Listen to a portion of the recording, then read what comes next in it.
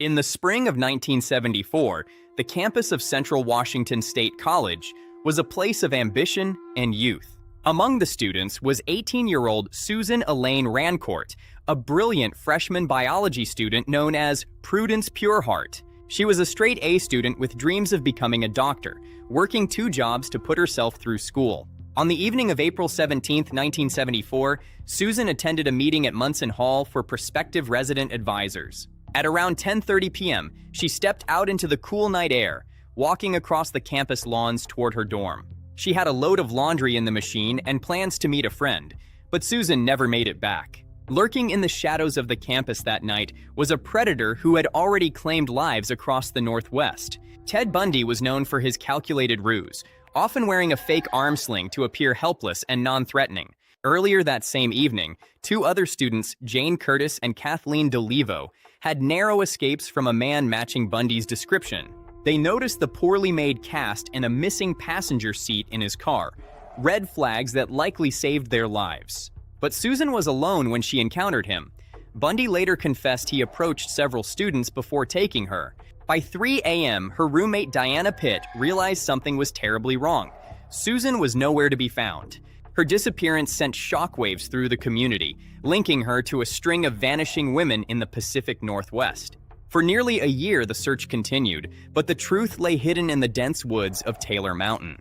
In March 1975, forestry students stumbled upon human remains in a remote area near Issaquah. It was a grim discovery, a site Bundy had used as a dumping ground for several of his victims. Identification was only possible through dental records. Susan's father had brought her x-rays to the investigators. Years later, facing execution, Bundy confessed to Susan's kidnapping and murder in chilling detail. He admitted to the brutality of his crimes, revealing a level of depravity that horrified the nation.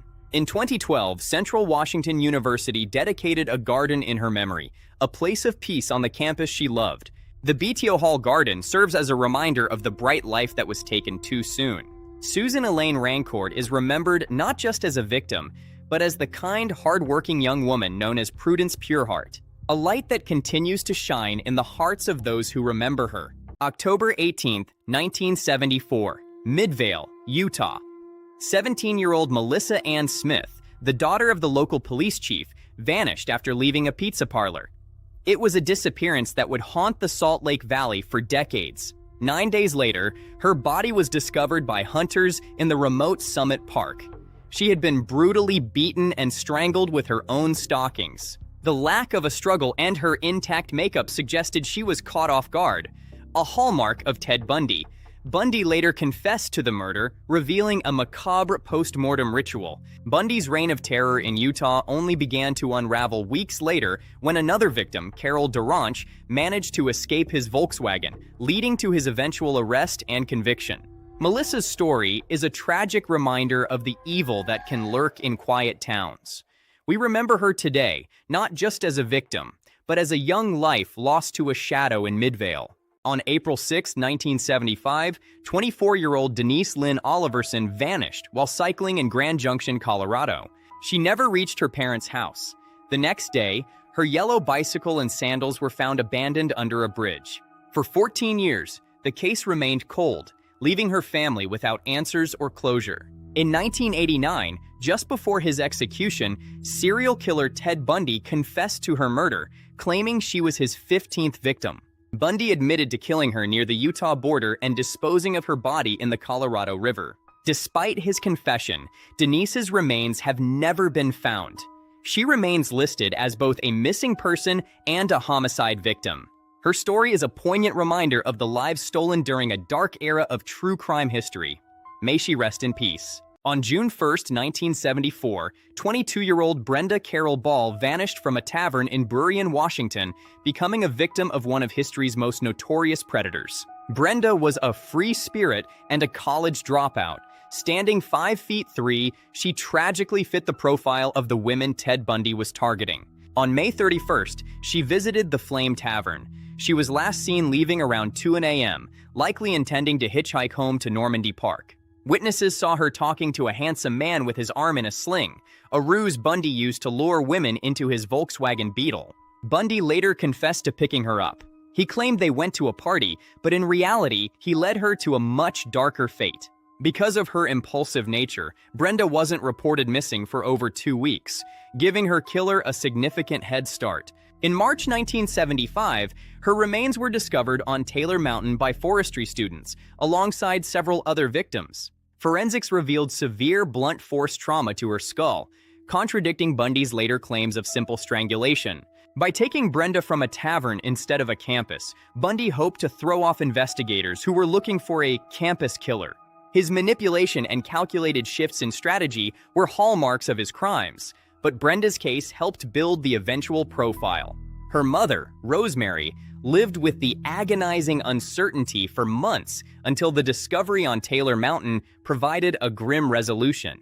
Brenda Carroll Ball's story is a tragic reminder of a stolen future, and one of the many lives forever altered by Ted Bundy's darkness. On March 12, 1974, 19-year-old student Donna Gail Manson vanished from Evergreen State College in Olympia, Washington. Her disappearance was a mystery until serial killer Ted Bundy eventually confessed to her murder while on death row. Bundy admitted to a horrific act, claiming he burned her skull in a fireplace until it was nothing but ash. He disposed of her remains on Taylor Mountain, but despite his confession, her body was never definitively recovered. In a tragic twist, forensic evidence found years later was accidentally destroyed during a routine office purge. Her disappearance changed the campus forever, leaving a legacy of fear and a family without final closure. We remember Donna Gail Manson today, a life cut tragically short by one of history's darkest shadows. Rest in peace, Donna. In May 1974, the Oregon State University campus was shaken by the disappearance of 20-year-old Roberta Kathleen Parks. Roberta was a student facing personal struggles when she vanished while walking to meet friends for coffee. She had unknowingly crossed paths with Ted Bundy, a cunning predator who used a fake injury to lure her into his car. Bundy kidnapped Roberta in his tan Beetle, driving her hundreds of miles away before taking her life. After months of searching, her remains were found on Taylor Mountain in Washington alongside other victims. Before his execution in 1989, Bundy finally confessed to the murder, providing closure to a case that had haunted the Pacific Northwest for 15 years. His capture ended a horrific crime spree, but the memory of his victims, like Roberta Parks, remains. Roberta is remembered today as a young woman whose life was cut tragically short. May she rest in peace. Dedicated to the memory of Roberta Kathleen Parks, on November 8, 1974, 17-year-old Deborah Jean Kent vanished from a Utah high school, sparking a decades-long mystery. Deborah had left a school play early to pick up her brother, but she never made it to her car. Witnesses heard screams, and a light-colored Volkswagen was seen speeding away into the darkness. The primary suspect was Ted Bundy, who had attempted another abduction nearby just hours earlier. A single handcuff key found in the parking lot provided a definitive link to Bundy's crimes. In 1989, shortly before his execution, Bundy finally confessed to her murder, revealing a tragic end. It wasn't until 2015 that DNA testing officially confirmed remains found years earlier belonged to Deborah. Deborah's story stands as a testament to her family's resilience and the power of truth in the face of evil. November 8, 1974. A cold evening in Murray, Utah, that would change the course of criminal history forever.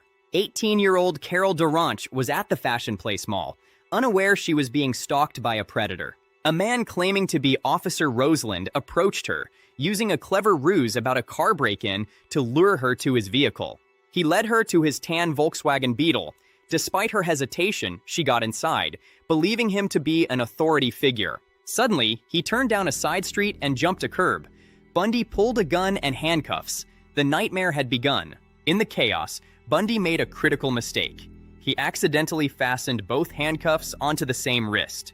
Carol fought back, leaped from the car, and flagged down a passing couple. She escaped with a single cuff still dangling from her wrist. Her survival was the breakthrough police needed.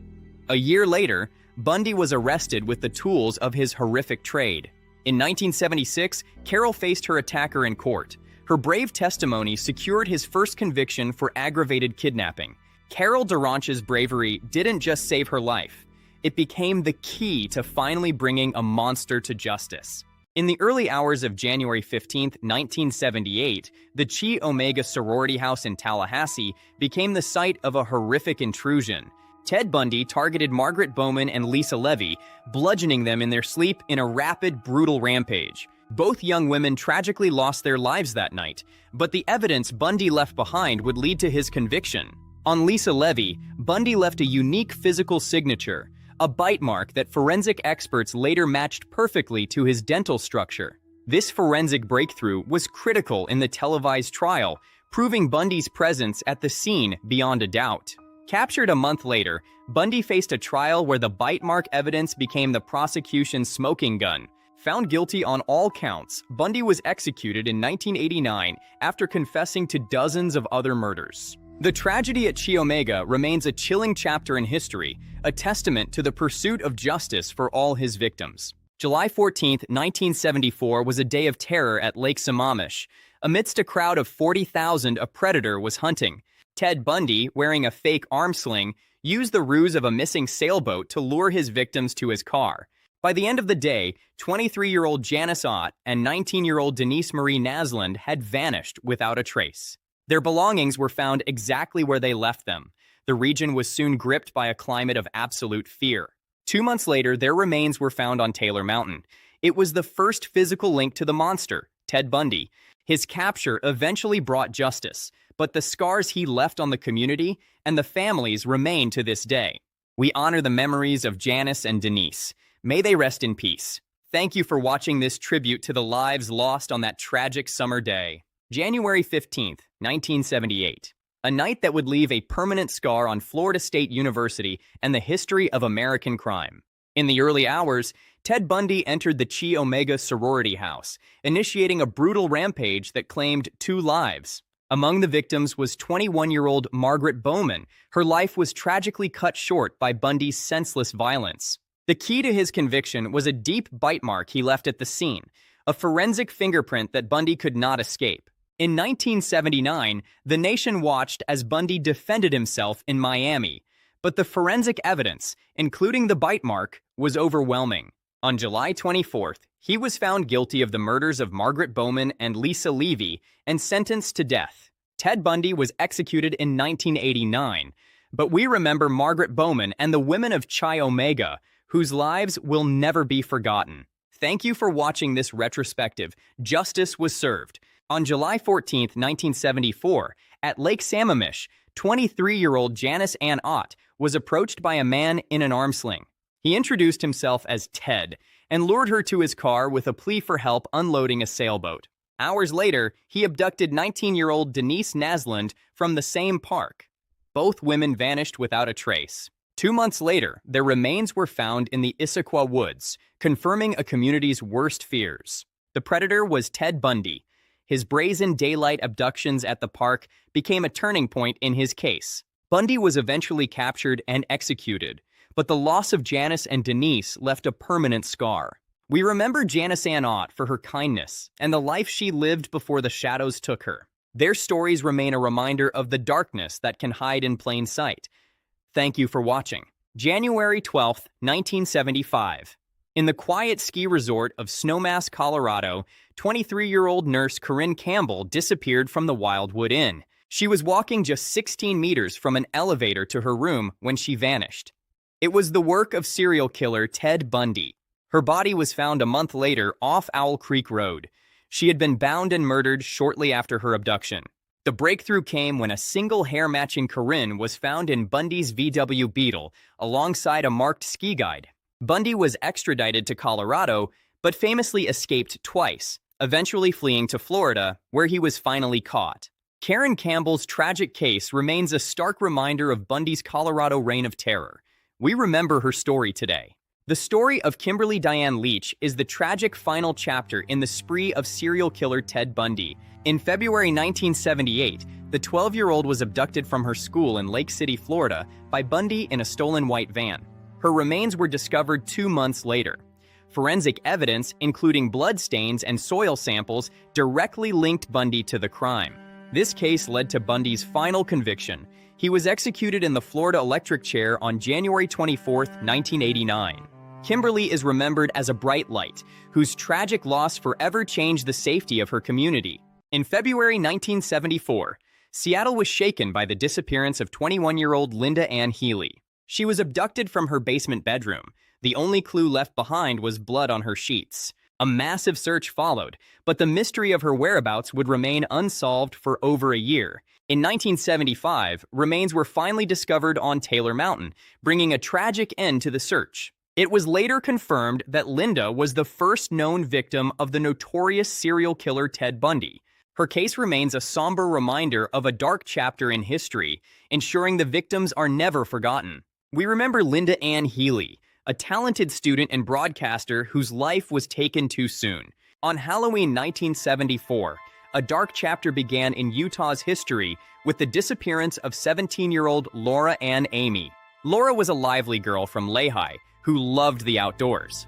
Tragically, she would become one of Ted Bundy's early victims in the state. Bundy had recently moved to Salt Lake City, stalking the valley in his unassuming tan Volkswagen Beetle. Laura disappeared after a party. Her body was later discovered on Thanksgiving Day in the rugged American Fort Canyon. Evidence at the scene linked Bundy to the crime, but it wasn't until 1989 that he finally confessed to her murder. Today, we remember Laura not as a victim, but as a young woman whose life and potential were stolen far too soon. Her story is a somber reminder of the importance of justice for all victims. Thank you for watching. The summer of 1975 saw Ted Bundy intensify his crimes across Utah and Colorado. On June 27th, 15-year-old Susan Curtis vanished from a youth conference in Provo, Utah. Days later, on July 1st, 24-year-old Shelley Robertson disappeared from Golden, Colorado. Shelley's remains were found in August, but Susan's body would never be recovered. Bundy eventually confessed to both murders shortly before his execution in 1989. Tools of abduction found in his car linked him to a terrifying pattern of violence. We remember Susan and Shelley honoring the lives taken during that dark summer. Their stories remain a solemn reminder of a history we must never forget.